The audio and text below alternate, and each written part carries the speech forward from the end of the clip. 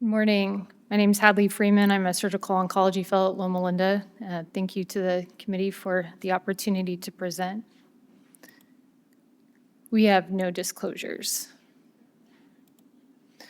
Complete surgical excision is a standard treatment for localized gastric gastrointestinal stromal tumor, or GIST. And we've seen increased utilization of minimally invasive approaches to treat these tumors over the last decade. Previous studies have reported improved perioperative outcomes, as well as preservation of oncologic parameters and survival with the laparoscopic approach compared to open gastric GIST resection. However, there are still concerns regarding safety and feasibility of minimally invasive approaches to treat larger gastric GIST tumors. And furthermore, on the minimally invasive spectrum, benefits of robotic surgery have been established, such as enhanced visualization, improved ergonomics, and maneuverability. So overall, there's limited data comparing robotic, laparoscopic, and open gastric GIST resection. So the aim of our study was to compare outcomes between open, laparoscopic, and robotic gastric GIST resection. These outcomes include postoperative outcomes, margin status, and 5-year overall survival. We included all adult patients with stage 1 to 3 gastric GIST within the National Cancer Database over a 10-year period from 2010 to 2020. Cases converted to open were excluded. We first compared outcomes between robotic and laparoscopic, making up the minimally invasive surgery cohort versus open. And then we did a subgroup analysis comparing outcomes between robotic and laparoscopic groups.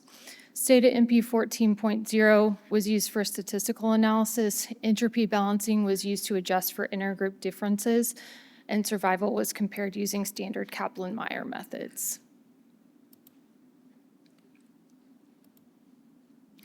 So in total, we had just over 15,000 patients in this study. Approximately 10% of these underwent robotic resection, 44% laparoscopic, and 45% open. This graph shows trends in operative approach by year. Over the last 10 years, you can see that the laparoscopic group shown in red is now the most commonly performed operation to treat these tumors. There's been a downtrend in open approach and an uptrend in the robotic approach, which is consistent with the national trends in utilization of the robotic platform for oncologic surgery. On univariate analysis, median age of patients in the laparoscopic group was 65 compared to 66 in the robotic and open cohorts. The majority of patients in each group were female and of white race, and the majority of patients in each cohort were a Charleston-Deo score of 0. In terms of treatment facility, patients within each group were most likely to be treated at an academic or a research program, followed by a comprehensive community cancer program. Compared to patients in the open group, patients in the robotic and laparoscopic groups were more likely to be AJCC stage 1 disease. Over 90% of tumors in each group were less than or equal to 2 centimeters. And compared to patients in the open cohort, patients in the robotic and laparoscopic cohorts were more likely to have well-differentiated tumors.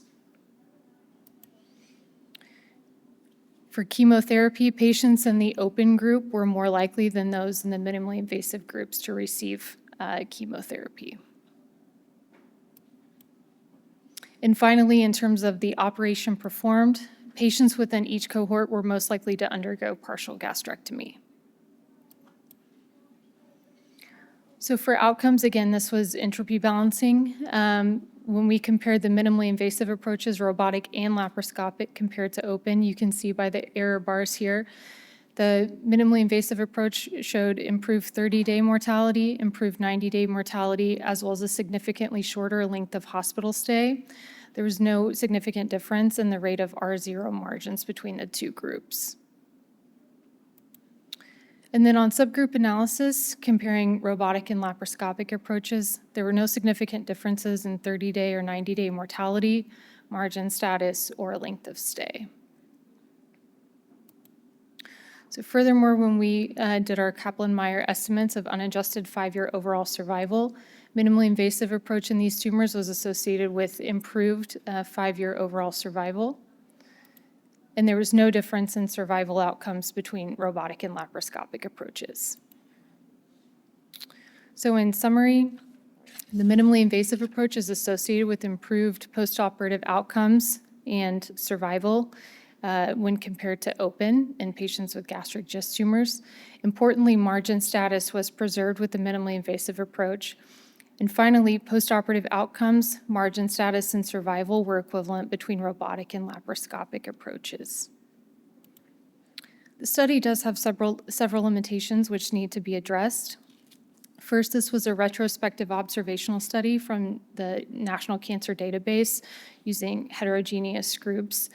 There are confounding factors which we are unable to account for, and you cannot draw conclusive evidence from retrospective studies. Finally, our laparoscopic group did encompass those treated by endoscopic resection, which we surmise is a very small percentage of patients. And furthermore, patients that were not treated at a COC institution lack visibility in this data set. We also excluded cases converted to open, which could contribute to selection bias. The robotic cohort comprises a minority of patients, around 10%, although this is an uptrend from previous years, as we saw in the graphical data. And finally, the majority of tumors, over 90% in each of the groups, were less than or equal to 2 centimeters, so we cannot extrapolate these findings to larger tumors. So in closing, minimally invasive approach to gastric GIST is safe and effective.